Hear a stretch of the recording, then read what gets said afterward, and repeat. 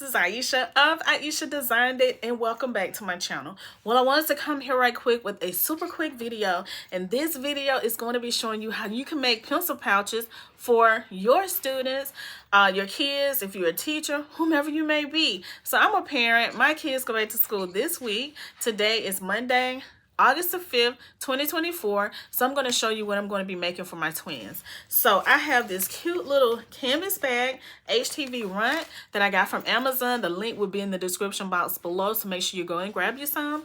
These are the canvas bags. I'm going to make these into pencil pouches. I have twins, so I'm going to be making two. And I have went into Canva and made my own design. So let me show you what I have. All right, so this is what I have designed right here. Now, I was going to do some crayons, but they're going to the 7th grade. So I thought crayons was just a little bit too, you know, not for 7th graders. Not really. I mean, you still can use it, but we're going to go with the color pencils. I'm going to add something in the middle right here. I'm going to add something to the back, and I'm going to show you how it looks once I print it out.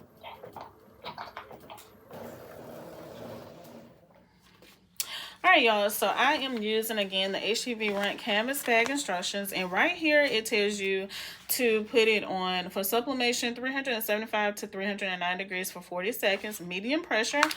Well, I put mine on 400 degrees, and as you see right now, it's at 399. I don't know if you can see that, but I'm using my Better Sub heat press. It will be in the description box below also.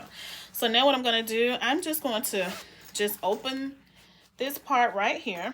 These are my sublimation, what I'm going to be putting on these pencil pouches. Now I'm going to put, this is going to be, I guess it doesn't matter the front or the back.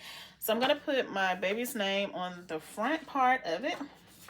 So what I'm just going to do is just lay this flat on top just like this.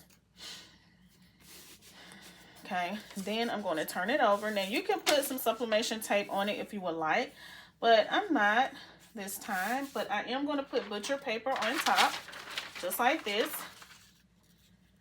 And I'm going to go toward the edge. So this, as you see the zipper right here, it just hangs off because I don't want to put the zipper underneath it. Okay, we're going to see how that works. And I'm just going to press it down, and we're going to let it go. All right, so do you see how that looks? Came out very, very well. So what I did, I just went ahead and pushed the entire pencil pouch up under the heat press because it wasn't getting all the way to the end. So what I'm going to do, I'm going to flip it over. Remember to use your heat gloves. And I'm going to put the other one, which is this one here, on this back side. And I'm just going to do it just like this. Remember, you can use heat tape if you like. I'm going to take another piece of butcher paper and place it on top just like so. And I'm going to press again. All right, this is the first one for one of my twins. Super cute. Look at there, y'all.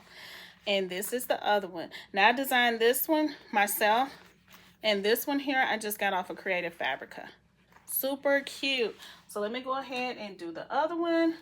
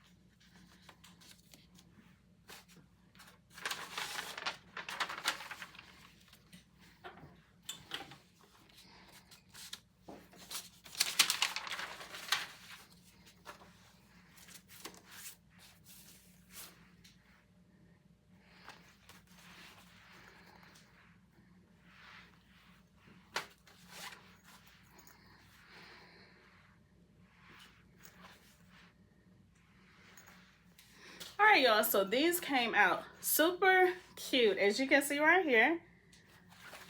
Look at these. And this is the design that I made also. This one, got this one from Creative Fabrica. I made this one. And as you see right here, this is where I told you I had put the zipper off the heat press, and then I just brought it back because I knew it wasn't going to do right. So just always put the zipper up under there and just put your butcher paper on top. All right, and here's the other one. So I hope that you all enjoyed this video. Don't forget to like, comment, share, and subscribe. And happy back to school. Peace.